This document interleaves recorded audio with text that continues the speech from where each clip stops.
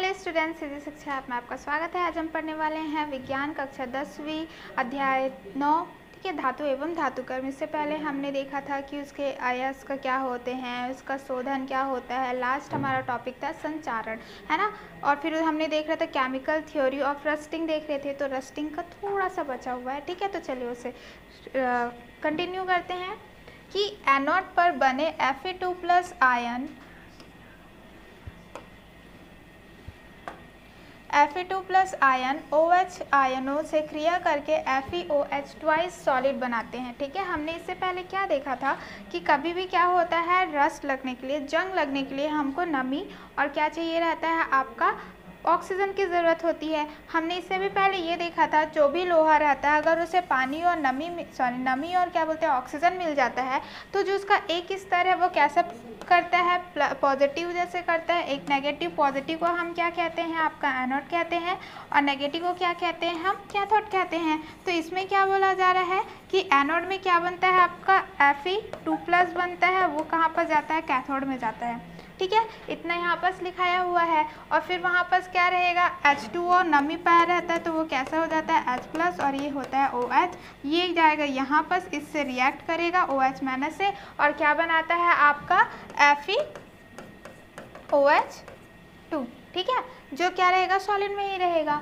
यह iron hydroxide वायुमंडल की ऑक्सीजन द्वारा नमी की उपस्थिति में हाइड्राइड आयरन ऑक्साइड बनाता है, ठीक है। अब ये बना लिया, ठीक है, क्या बनाया है, आयरन हाइड्रोक्साइड बनाया है आपका। ये देखिए आयरन हाइड्रोक्साइड बना लिया। हाइड्रोक्साइड बनाने के बाद जो और हवा में क्या रहता है, वायु में क्या रहता है, ऑक्सीजन रहता है, ठीक है। तो ये क्या करता है, इससे क्या करेगा, रिएक्ट करता है, और रिएक्ट करने के बाद क्या बनाता है आपका आयरन, क्या बनाएगा, हाइड्राइड आयरन ऑक्साइड, ठीक है, हाइड्राइड आयरन ऑक्साइड बनाता है। और यही जो आपका क्या है, यही हाइड्राइड आयरन ऑक्साइड जंग रस्ट कहलाता है। और यही जो आयरन हाइड्राइड है वो क्या कहलाएगा, आपका जंग कहलाएगा, ठीक है। इसे ही हम क्या कहते हैं, जंग कहते हैं। तो आई होप कि आपको ये थ्योरी अच्छे से समझ में आ गया होगा, इसमें कोई डाउट आपको नहीं है। तो चलिए हम क्या करेंगे, एक न्यू टॉपिक पढ़ेंगे। हमारा न्यू टॉपिक है क्या, मिश्र धातु, ठीक है, जिसे हम क्या कहते हैं, एलॉय। किसी धातु के गुणों के बेहतर बनाने के लिए मिश्र धातु बनाना एक प्रचलित विधि है, ठीक है। तो हम क्या कर रहे हैं, एक धातु है, ठीक है, उसमें क्वालिटीज़ है, गुण है, बहुत अच्छी चीज़ें हैं, लेकिन उसे और बेहतर बनाने के लिए हम क्या करते हैं, अन्य धातु को उसमें मिक्स कर देते हैं, जिससे वो क्या है, उसकी जो गुणवत्ता है वो बहुत ही ज़्यादा क्या हो जाए, और बेहतर हो जाए। और वो जो है वो बहुत पहले से ही क्या है, ये जो चीज़ें हैं वो बहुत पहले से ही प्रचलित है ना, ये चीज़ों को बहुत पहले से किया जा रहा है। ऐसा समांगी मिश्रण जिसका मुख्य अवयव एक धातु हो मिश्र धातु कहलाता है, ठीक है, उसे मिश्र धातु कहते हैं, ठीक है। तो इसमें क्या हो रहा है, अवयव है, जो भी कॉन्स्टिट्यूएंट हम मिक्स कर रहे हैं वो ज़्यादा क्वांटिटी में रहेगा, एक क्या रहेगा, कम क्वांटिटी में रहेगा, या दोनों बराबर क्वांटिटी में रहेगा, है ना। एक निश्चित अनुपात को क्या करते हैं, उसे मिक्स करते हैं, और इसे ही हम क्या कहते हैं, अलॉय कहते हैं, ठीक है। मतलब क्या है, एक धातु को दूसरे धातु से मिक्स करना, उसे ही हम क्या कर रहे हैं, अलॉय कह रहे हैं। इसे ठोस विलयन भी कहते हैं, ठीक है। ये भी क्या है, एक विलयन ही है, लेकिन क्या है, ठोस में है, इसलिए इसे ठोस विलयन भी आप कह सकते हैं। मानव द्वारा प्रागैतिहासिक काल से अनेक मिश्र धातु का निर्माण एवं उपयोग किया जा रहा है। मिश्र धातु बनाने का मुख्य है कि उसकी गुणवत्ता बढ़ाना, उसके कठोर बनाना तथा धातु के गलनांक को कम करना है, ठीक है। तो यहाँ पर क्या हो रहा है, ये जो है, ये जो धातु बनाने की है वो बहुत ही पहले टाइम से क्या हो रही है, चलती आ रही है। और उसका मुख्य कारण क्या है कि किसी भी धातु की गुणवत्ता को बढ़ाना, ठीक है, उसे कठोर बनाना, और साथ में क्या, उसके जो गलनांक है उसे कम करना, ठीक है। अगर हम क्या कर रहे हैं, दूसरे धातु मिला रहे हैं तो उसका जो गलनांक होता है वो क्या हो जाता है, कम होता है। तो उसके लिए भी हम क्या करते हैं, मिश्र धातु बनाते हैं। मिश्र धातु आसानी से जा सकती है तथा इसका विभिन्न क्षेत्रों में उपयोग किया जाता है, ठीक है। मिश्र धातु आसानी से बनाई जा सकती है तथा इसका विभिन्न क्षेत्रों में उपयोग किया जाता है। अब ये क्या है, ज़्यादा हार्ड प्रोसेस तो है नहीं, है ना, जो ये अभिक्रिया है, ये क्रिया है, जो प्रोसेस है वो बहुत ही ज़्यादा क्या रहता है, आसानी से बन सकती है, और इसका क्या रहेगा, अलग अलग क्षेत्र में उपयोग किया जाता है, ठीक है। तो चलिए इसे और कंटिन्यू करते हैं। मिश्र धातु बनाने के लिए एक धातु को पिघलाकर उसमें अन्य धातु या अधातु तत्व का निश्चित अनुपात मिलाया जाता है। ठीक है, अगर हमको क्या करना है, मिश्र धातु बनाना है, तो हम क्या कर सकते हैं, एक धातु ले लेंगे। ठीक है, उसमें क्या कर रहे हैं, हम धातु ले रहे हैं, साथ में क्या करें, उसमें या तो आप धातु ऐड करेंगे या तो फिर क्या करेंगे, अधातु, है ना, धातु या फिर अधातु को क्या करेंगे, एक निश्चित अनुपात में क्या करेंगे, आप ऐड करेंगे। जैसे कि हमने क्या देखा था, CO2 बनता है ना, तो C का क्या रहता है, 1 रहता है, ऑक्सीजन का 2 रहता है। तो वैसे ये भी निश्चित रहता है, वैसे ये क्या रहेंगे, जब हम धातु बनाते रहते हैं तो उसका भी निश्चित अनुपात रहता है। ठीक है, बाद में इसे ठंडा कर मिश्र धातु प्राप्त किया जाता है। फिर इसे ऐड कर दिया, ऐड करने के बाद क्या हो जाता है, पिघला रहे हैं, है ना, एक धातु को क्या कर रहे हैं, पिघला रहे हैं, फिर दूसरा धातु इसमें ऐड कर रहे हैं, उसे ठंडा कर रहे हैं। जैसे ही ठंडा हो रहा है हमें मिश्र धातु क्या हो जा रहा है, प्राप्त हो जा रहा है। इसे बनाते समय धातुओं या अन्य तत्वों का चयन उसके विशेष गुणों के आधार पर किया जाता है ताकि मिश्र धातुओं में हम वांछित गुण प्राप्त कर सके। ठीक है, तो यहाँ पर क्या है, हम क्या देखते हैं, कभी भी हम मिश्र धातु बनाते हैं तो हम ये भी देखते हैं कि उसका क्या बोलते हैं, कौन सा धातु हम यूज़ करें तो कौन सा अलग अन्य धातु हम इसमें मिलाएंगे तो वो क्या हो जाएगा, आपका कठोर हो जाएगा। ठीक है, जैसे बाय चांस हम लेते हैं सोना का, सोना क्या रहता है, बहुत ही ज़्यादा क्या रहता है, सॉफ्ट रहता है। ठीक है, तो सोना को हार्ड बनाने के लिए हम क्या कर सकते हैं, उसमें लोहा ऐड कर सकते हैं। तो लोहा ऐड करेंगे तो वो क्या हो जाएगा, थोड़ा सा कठोर हो जाएगा, है ना। मान के चलिए अगर आपका क्या है 22 कैरेट सोना है तो 2 कैरेट क्या मिलाएगा, आपका लोहा मिलाएगा, जिससे उसमें कठोरता आ जाएगी और उतना ज़्यादा वो नहीं है। तो चयन भी क्या करते हैं, हम देख के करते हैं कि कौन से धातु में हमको कौन सा धातु ऐड करना है। लोहा, ठीक है, यहाँ पर क्या होगा, लोहा सर्वाधिक उपयोगी धातु है लेकिन इसका शुद्ध अवस्था में उपयोग नहीं किया जा सकता क्योंकि यह अपेक्षाकृत नर्म होता है। तो यहाँ पर बोला जा रहा है जो लोहा भी है वो बहुत ही ज़्यादा क्या रहता है, सॉफ्ट रहता है। अगर हम उसका शुद्ध देखते हैं, है ना, शुद्धता को देखेंगे तो जो लोहा है वो बहुत ही ज़्यादा क्या हो जाता है, नर्म हो जाता है और उसे हम उपयोग में नहीं कर सकते हैं। ठीक है, जब इसमें थोड़ा कार्बन मिला दिया जाता है तब यह कठोर हो जाता है। ठीक है, तो यहाँ पर बोला जा रहा है जब हम क्या करते हैं, ये लोहा भी क्या है आपका नर्म है, उसमें हम क्या ऐड कर रहे हैं, कार्बन ऐड कर रहे हैं, और जैसे ही कार्बन ऐड करते हैं ना तो वो क्या हो जाता है, हार्ड हो जाता है, कठोर हो जाता है। स्टेनलेस स्टील लोहे की एक मिश्र धातु है जिसमें कार्बन के अतिरिक्त निकल और क्रोमियम मिलाया जाता है। अगर हम किसकी बात कर रहे हैं, देखिए स्टेनलेस स्टील की बात कर रहे हैं, ये क्या हो जाता है, आपका मिश्र धातु है। मिश्र धातु में क्या कर रहे हैं, आपका क्या है, लोहे की एक मिश्र धातु है। ठीक है, मतलब कि लोहे के साथ और भी बहुत सारी चीज़ें मिलाई गई हैं। अब लोहे में क्या मिलाया गया है, कार्बन मिलाया गया है। ठीक है, कार्बन मिलाया गया है, निकल मिलाया गया है और आपका क्या किया गया है, क्रोमियम बनाया गया है। और उससे क्या है, देखिए कार्बन निकल क्रोमियम बना के क्या किया गया है, आपका स्टेनलेस स्टील बनाया गया है। इसका भी क्या रहेगा, निश्चित अनुपात रहेगा। ठीक है, क्रोमियम चाहे की जंग लगने से बचाता है। ठीक है, लोहे, क्रोमियम लोहे को जंग लगने से बचाता है जिससे लोहे की उपयोगिता बढ़ जाती है। हम यहाँ पर क्रोमियम क्यों मिला रहे हैं, क्रोमियम इसलिए मिला रहे हैं ताकि हम क्या करें, जब क्रोमियम मिलाए तो वो क्या करता है, उसको लोहे है, जो लोहा है उसको क्या करता है, जंग लगने से बचा देता है। तो इसलिए हम इसमें क्या कर रहे हैं, क्रोमियम का इस्तेमाल कर रहे हैं। तो आप देख सकते हैं कि कभी भी हम मिश्र धातु बनाते हैं तो ये ध्यान में रखते हैं कि कौन सा धातु हमको मिलाना है। ठीक है, तो आई होप कि आपको ये पैराग्राफ भी अच्छे से समझ में आ गया होगा, इसमें भी कोई डाउट आपको नहीं है। तो चलिए यहाँ पर क्या है, कुछ मिश्र धातु हैं। ठीक है, उसके अवयव एवं प्रतिशत यहाँ पर दिए गए हैं कि क्या क्या अवयव से मिला है और इसका उपयोग क्या क्या होता है। ठीक है, तो जैसे कि सबसे पहले आपका पीतल, पीतल में है एक क्या है, मिश्र धातु है ना, उसमें क्या मिला है, कॉपर, कॉपर कितना 60 से 80%, जिंक मिला है 40 से 20%। ठीक है, अब इसका इस्तेमाल क्या होता है, बर्तन एवं घरेलू सामान बनाने में। ठीक है, तो यहाँ पर क्या हो जाएगा, बर्तन एवं घरेलू सामान बनाने में उसका इस्तेमाल होता है।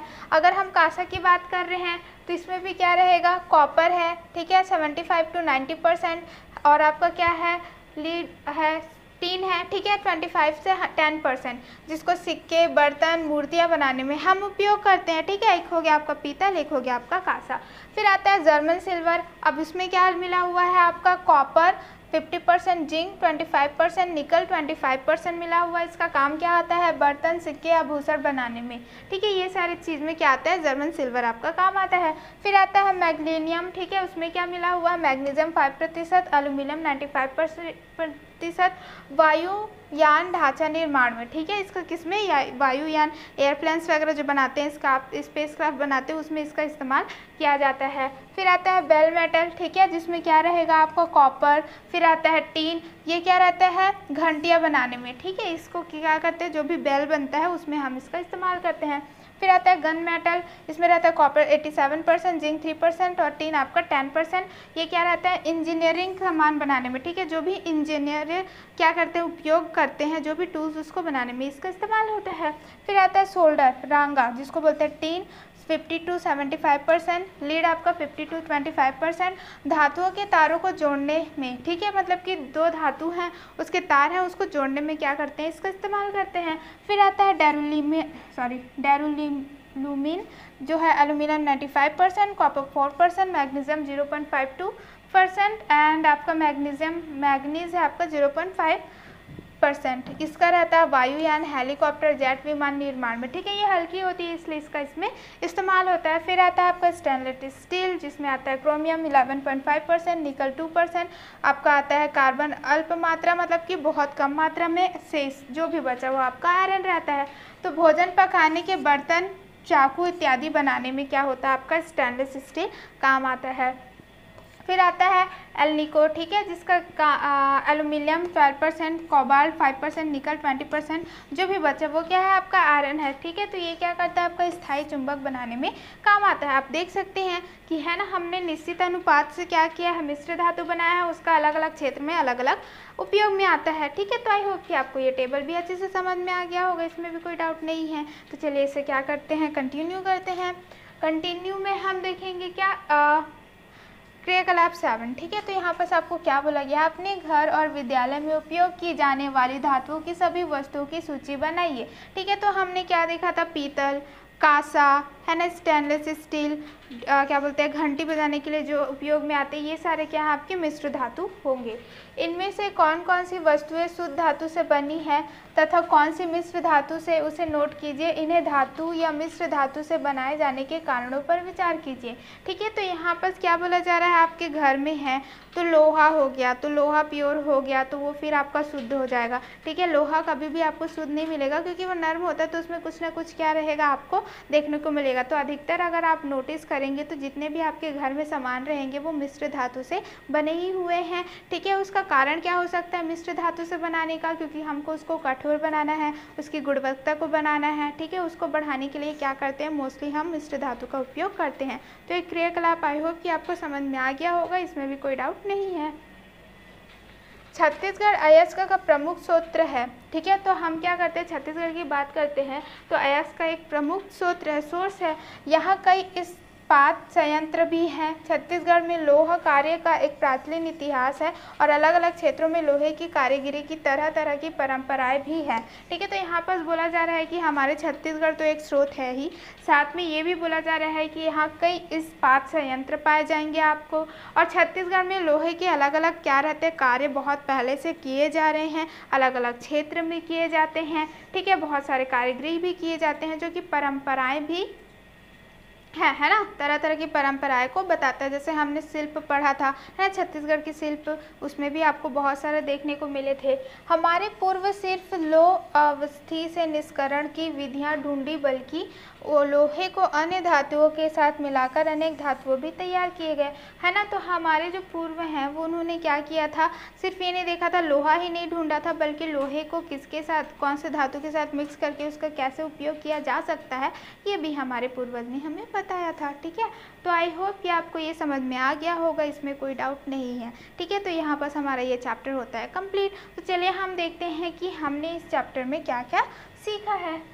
ठीक है, सॉरी, इससे पहले क्या है, एक प्रश्न है जो भी हमने टॉपिक अभी कवर किया उससे रिलेटेड प्रश्न है, जैसे अधिक लवण युक्त जल से संचारण की दर किस प्रकार प्रभावित होती है। ठीक है, हमने पढ़ा था कि संचारण के लिए हमको क्या चाहिए रहता है, नमी चाहिए रहती है और वायु चाहिए रहता है ना। लेकिन अगर उसमें लवण मिल जाए तो वो क्या करता है, जो जंग की क्रिया रहती है उसे बहुत ही ज़्यादा क्या कर देता है, बढ़ा देता है। इसलिए हमने देखा था कि समुद्र में लोहे के जो सामान होते हैं उसमें जल्दी से जंग लग जाते हैं। तो बेसिकली वो क्या करते हैं, जो क्रिया है उसको बढ़ाने का काम कर देता है। इसलिए तो आई होप कि आपको ये समझ में आ गया होगा। ठीक है, मिश्र धातुएं क्यों बनाई जाती हैं, ताकि हम क्या कर सकें, उसे बेहतर बना सकें, उसके गुण को और अच्छा कर सकें और कठोर कर सकें और उसके जो गलनांक है उसे कम कर सकें। गैल्वेनाइजेशन किसे कहते हैं। ठीक है, तो हम क्या करते हैं, लोहे को बचाने के लिए, जंग से बचाने के लिए हम बेसिकली क्या करते हैं, जो ज़्यादा अभिक्रिया वाला क्या रहता है, धातु रहता है, उसे पिघलाकर उसके ऊपर एक परत बना दी जाती है। जैसे लोहा है, लोहा की में क्या करेंगे, जिंक की एक परत लगा देंगे। ठीक है, विद्युत से तो वो क्या हो जाएगा, विद्युत धारा से तो क्या हो जाएगा, आपका जो भी आपका जो पानी है, जो क्या बोलते हैं ऑक्सीजन है, वो उससे रिएक्ट करेगा और लोहा क्या हो जाएगा, बच जाएगा। उसे ही हम क्या कहते हैं, गैल्वेनाइजेशन कहते हैं। तो आई होप कि ये आपको क्वेश्चन और इसके आंसर भी आपको समझ में आ गए होंगे और कोई डाउट नहीं है। तो चलिए इसे देखते हैं हमने सीखा। ठीक है, तो क्या क्या हमने इसमें सीखा इस लेसन में। तो सबसे पहले हमने क्या सीखा है कि धातुओं में धात्विक चमक, तन्यता, अपार्थक्यता तथा ध्वनिकिता होती है तथा ये ऊष्मा, ठीक है, ऊष्मा और विद्युत की सुचालक होती है। जब हम किसकी बात कर रहे हैं, धातु की बात करते हैं, तो धातु में हम क्या देखते हैं कि उसमें चमक होती है ना। उसे हम क्या कर सकते हैं, पतली चादर बना सकते हैं, उसका वायर बना सकते हैं। वो ऊष्मा और क्या बोलते हैं आपके विद्युत के सुचालक होते हैं। हमने ये धातु के बारे में पढ़ा था। धातुओं को उनकी सक्रियता के घटने क्रम में व्यवस्थित करने पर सक्रियता श्रेणी प्राप्त होती है ना। जो सबसे ज़्यादा सक्रिय है, जैसे कि यहाँ पर क्या है, सोडियम, और नीचे जाते जाते हैं फिर प्लैटिनम। तो ये क्या करते हैं, हम जो ज़्यादा सक्रिय है उसे ऊपर और फिर उसके घटते क्रम से अगर हम लेने जाते हैं तो हमें क्या मिलता है, सक्रियता श्रेणी प्राप्त की जाती है। अधिक क्रियाशील धातु कम क्रियाशील धातुओं को उनके लवण के विलयन से विस्थापित कर देती है। ठीक है, हमने क्या देखा है, विस्थापन की क्रिया देखी थी, जिसमें हमने क्या देखा था, जो अधिक क्रियाशील है वो क्या करते हैं, दूसरे क्रियाशील को क्या करते हैं, हटा के उसका जगह ले लेते हैं। ठीक है, जैसे यहाँ पर क्या है, कॉपर सल्फेट है, अगर उसमें हम आयरन करते हैं तो वो क्या हो जाएगा, आयरन सल्फेट बना देगा और कॉपर क्या हो जाएगा, अलग हो जाएगा। क्यों, क्योंकि आयरन क्या है आपका ज़्यादा सक्रिय है किससे, कॉपर से। ठीक है, धातुएं ऑक्सीजन से क्रिया कर ऑक्साइड बनाती है, जिनकी प्रकृति क्षारीय अथवा उभयधर्मी हो सकती है। ठीक है, तो यहाँ पर क्या बोला जा रहा है कि धातुएं क्या करते हैं, ऑक्सीजन से रिएक्ट करते हैं, ऑक्सीजन से रिएक्ट करते हैं तो क्या बनाते हैं, ऑक्साइड बनाते हैं, जो कि क्या हो सकते हैं, आपके क्षारीय अवस्था में हो सकते हैं या फिर उभयधर्मी, या तो फिर क्षार से या तो फिर आपका अम्ल से बन सकते हैं। फिर नेक्स्ट है आपका धातुएं जल से क्रिया कर हाइड्रोजन गैस मुक्त करती है। तो जो भी धातु हैं वो क्या करेंगी, जल से क्या करेंगी, क्रिया करेंगी, और कभी भी जल से क्रिया करती है तो वो हमेशा कौन सा गैस रिलीज करती हैं, आपका हाइड्रोजन गैस रिलीज करती हैं। धातुएं अम्लों से क्रिया कर संगत लवण तथा हाइड्रोजन बनाती है। ठीक है, तो यहाँ पर क्या बोल रहे हैं, जो भी धातुएं हैं वो क्रिया करेगी। ठीक है, अपना किसी से भी क्रिया कर रही हैं तो वो क्या करती हैं, आपका अम्लों से क्रिया करेंगी। ठीक है, जल से क्रिया करेंगी तो H2 गैस वो रिलीज करती हैं, लेकिन जब वो अम्ल से क्या करती हैं, रिएक्ट करती हैं, तो जो भी संगत लवण है, कॉपर से कर रही हैं तो कॉपर सल्फेट है ना, ऐसे करके वो लवण बनाएंगी और क्या करती हैं, आपका हाइड्रोजन गैस भी वो क्या करती हैं, रिलीज करती हैं।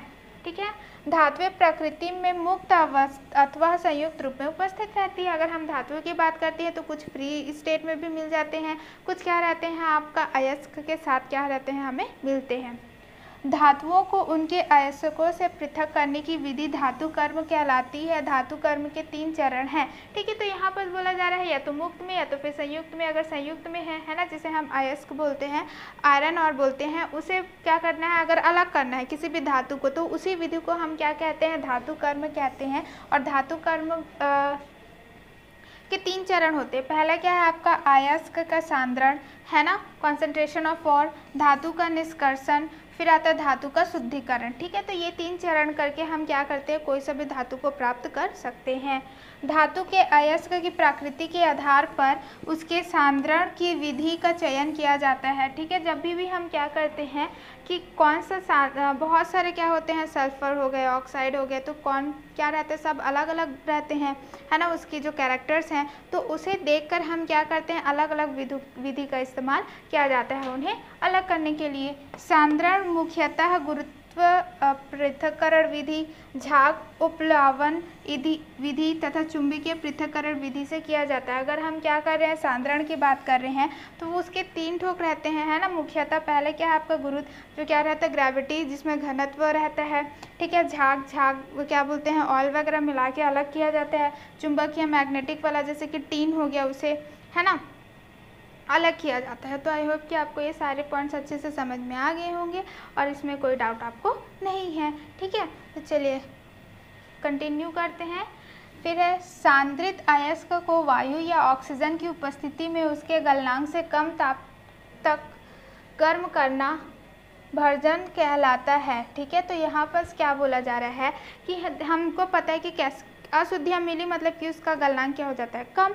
तो हम क्या करते हैं, जैसे कि अगर उसका 150 डिग्री सेल्सियस है गलनांक, तो उसको हम क्या करेंगे, कम करेंगे, जैसे 145 डिग्री सेल्सियस में।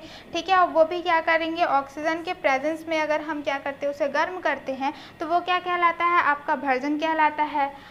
अगर सांद्रित अयस्क को वायु या ऑक्सीजन की अनुपस्थिति में उसके गलनांक से कम ताप तक गर्म करना निस्तापन कैल्सिनेशन कहलाता है। सेम चीज़ हम क्या करेंगे, सेम प्रोसेस अपनाएंगे, लेकिन अब ऑक्सीजन के अब्सेंस में करेंगे, तो वो क्या कहलाएगा, आपका निष्पातन कहलाएगा। ठीक है, निस्तापन कहलाएगा। धातु के ऑक्साइड का धातु में अपचयन मुख्यतः कोयला अथवा कोक से करते हैं। ठीक है, अगर हमको क्या करना है, धातु का ऑक्साइड हो गया है, कुछ भी धातु ऑक्साइड है, ठीक, उसको अगर हम उसको अलग करना है, तो वो किसके प्रेजेंस में हम करते हैं, कोयला या फिर कोक के प्रेजेंस में हम क्या करते हैं, उसे अलग करते हैं, मतलब कि अपचयन रिडक्शन करते हैं। अयस्क में उपस्थित अशुद्धियों को पिघले रूप में हटाने के लिए मिलाए गए पदार्थ को गलाक कहते हैं। गलाक अशुद्धियों के साथ क्रिया कर धातुमल बनाते हैं। ठीक है, तो हमको क्या करना है, जो भी अयस्क है उसमें जो पिघला हुआ है ना, अशुद्धियों को उपस्थित अशुद्धियों को पिघलने रूप में हटाने के लिए, उसको पिघाल के अगर हमको हटाना है, तो हम क्या करते हैं, उसमें पदार्थ मिलाते हैं। ठीक है, जिसे हम कहते हैं गलांक, जैसे कि क्या है आपका CaO है। ठीक है, अब ये क्या करता है, यही CaO क्या करता है, आपका सिलिकेट से क्या करता है, आपका रिएक्ट करता है, और क्या बना रहा था, कैल्शियम सिलिकेट बना रहा था। तो वो क्या कर रहा है, आपका जो अशुद्धियाँ हैं उसको हटाने का काम कर रहा था। ठीक है, और क्या करता है, फिर धातुमल बनाता है। ये क्या है, आपका धातुमल है। क्रियाशील धातुएं ऑक्सीजन तथा नमी से क्रिया करती है तथा उनके यौगिक मुख्यतः ऑक्साइड में परिवर्तित हो जाती है। यह क्रिया संचारण कहलाती है। जैसे हमने क्या किया, संचारण किसे कहते हैं, जब कोई सा भी धातु है वो क्या करता है, बेसिकली लोहा, वो क्या करेगा, नमी और ऑक्सीजन से रिएक्ट करता है, तो उसमें क्या रहता है, आपका ऑक्साइड बन जाता है, उसे ही हम क्या कहते हैं, संचारण कहते हैं। धातुओं को अन्य धातुओं तथा अधातुओं के साथ मिश्रित कर मिश्र धातु बनाई जाती है। ठीक है, अगर हमको मिश्र धातु बनाना है, तो हम क्या करेंगे, धातु है उससे हम क्या करेंगे, अलग धातु और अधातु को मिक्स करेंगे एक निश्चित अनुपात में, और फिर जो हमें मिलेगा वो क्या रहता है, आपका मिश्र धातु कहलाता है। ठीक है, तो आई होप कि आपको ये सारे पॉइंट्स भी अच्छे से समझ में आ गए होंगे, कोई डाउट नहीं है। ठीक है, तो यहाँ पर हमारा हमने सीखा होता है कंप्लीट। अब हम क्या देखेंगे, अभ्यास देखते हैं। ठीक, तो सबसे पहला अभ्यास है सही विकल्प चुनिए। तो पहला क्या है आपका, निम्नलिखित धातुओं में से सबसे सक्रिय धातु है। ठीक है, तो यहाँ पर हम देखेंगे कि सबसे सक्रिय धातु कौन सा है, तो हमें पता है कि सबसे ज़्यादा सक्रिय धातु है सोडियम, तो उसका सही उत्तर क्या हो जाएगा, सा। फिर आता है आपका क्या, बॉक्साइड अयस्क का सूत्र है। ठीक है, बॉक्साइड क्या है, आपका एक अयस्क है, उसका सूत्र क्या है, MgCO3 Fe2O3 या फिर AlO ये। ठीक है, AlO2 2H2O या SnO2। तो इसका सही क्या है, बॉक्साइड का अगर हम देखते हैं अयस्क सूत्र, तो क्या होगा, Al2O3 × 2H2O। ठीक है, ये उसका क्या है, सही सूत्र है। तो आई होप कि आपको ये दोनों सही विकल्प समझ में आ गए होंगे। तो चलिए इसे कंटिन्यू करते हैं।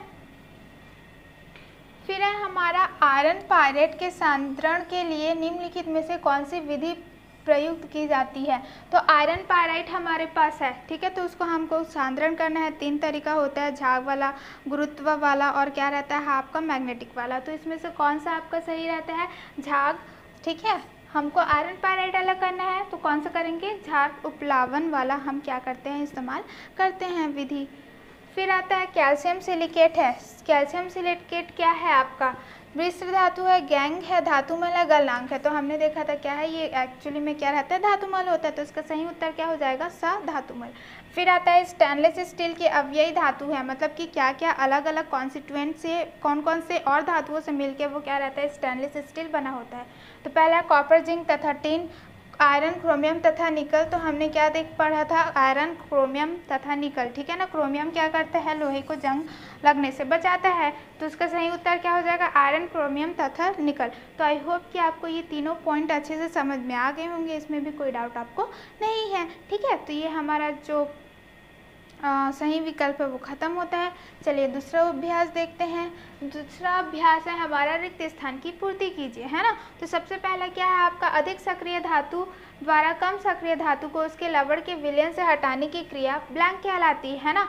तो वो क्या कहलाएगा आपका? विस्थापन कहलाएगा या फिर अवक्षेपण कहलाएगा। तो हमें पता है क्या कहलाता है आपका? विस्थापन। तो इसका सही उत्तर क्या हो जाएगा? विस्थापन, ठीक है। कम क्रिया वाले अधिक क्रियाशील वाले क्या करते हैं? कम क्रियाशील वाले को हटा के अपना उसका जगह ले लेते हैं। छत्तीसगढ़ में पाए जाने वाला लोहे का प्रमुख अयस्क है, ठीक है। तो क्या होगा आपका? हेमेटाइट और मैग्नेटाइट। हमने इस चैप्टर में क्या पढ़ा है? हेमेटाइट। तो इसका सही उत्तर क्या रहेगा? हेमेटाइट, ठीक है। फिर नेक्स्ट है आपका मिश्र धातु, 2 या 2 से अधिक धातु अथवा धातु एवं अधातु का मिश्रण होता है, ठीक है। यहाँ पर आपको दिया है ऑप्शन समांगी और विषमांगी। तो हमने इस चैप्टर में क्या पढ़ा है? समांगी, है ना। हम जब मिक्स करते हैं तो वो कैसा होना चाहिए? समांगी होना चाहिए।